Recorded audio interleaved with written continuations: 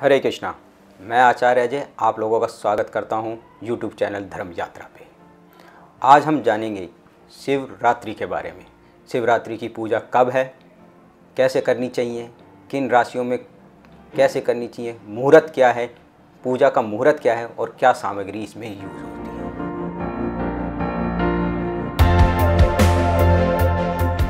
है। शिवरात्रि वाले दिन भगवान शिव की पूजा की जाती है। माना जाता है हमारे शास्त्रों में कि इस दिन भगवान शिव और पार्वती का विवाह हुआ था, तो इस दिन को विवाह उत्सव के रूप में भी मनाया जाता है। महाशिवरात्रि इस बार 11 मार्च 2021 को है। तो आपको मैं शुभ मुहूर्त बताते हैं किस वक्त पूजा करनी चाहिए। इसके लिए कुछ नियम हैं और कुछ मुहूर्त निकाले हुए हैं, आप उन्हीं में पूजा कीजिए, इसका आपको बहुत फ़ायदा होगा।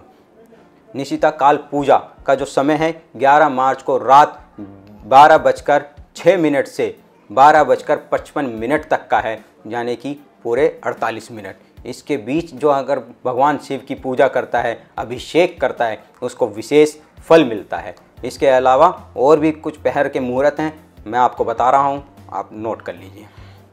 रात्रि में प्रथम पहर की पूजा का समय 11 मार्च की शाम को 6:27 से 9:29 तक का है। रात्रि में दूसरा पहर पूजा का समय है 11 मार्च को 9:29 से लेकर 12:31 तक। तीसरा पहर 11 मार्च को रात 12:31 से 3:32 तक है। चौथा पहर पूजा का 12 मार्च की सुबह 3:32 से लेके सुबह 6:34 तक है। और इसके बाद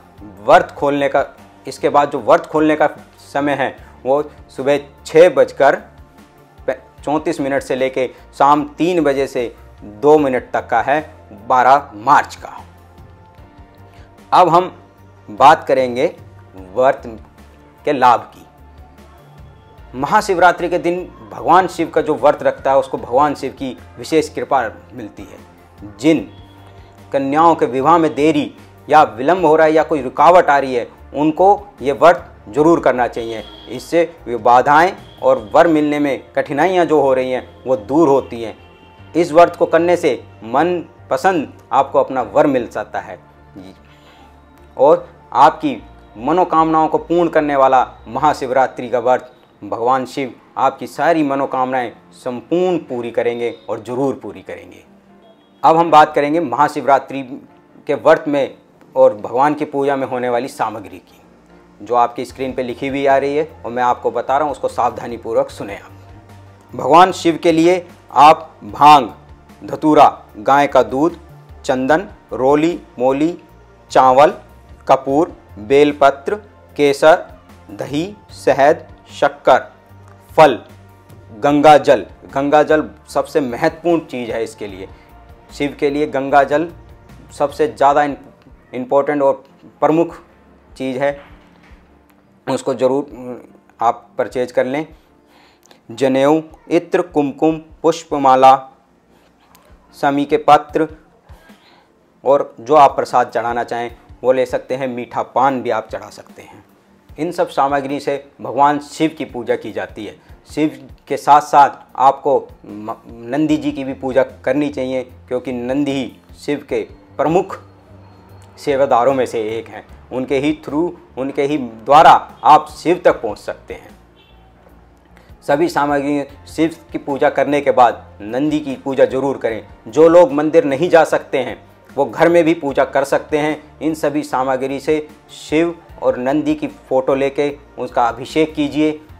घर में शिवलिंग नहीं रखना है, शिवलिंग की पूजा घर में नहीं की जाती, इसलिए या तो फ़ोटो या कोई आप मूर्ति छोटी सी लाके उसकी पूजा कर सकते हैं और उसको बाद में बहते हुए जल में प्रवाह कर दें या मंदिर में रख दें।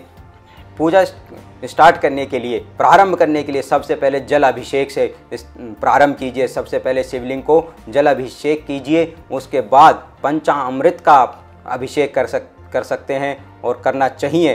पंचामृत में दूध, दही, शक्कर, घी और शहद का पंचामृत बनता है। इन पांचों चीज़ों को मिलाने के बाद भगवान शिव का अभिषेक कीजिए और उसके बाद बेल पत्र को उल्टा रखना है, शिवलिंग के ऊपर रखते हैं, सीधा नहीं रखते हैं, बेल पत्र को उल्टा रखना है।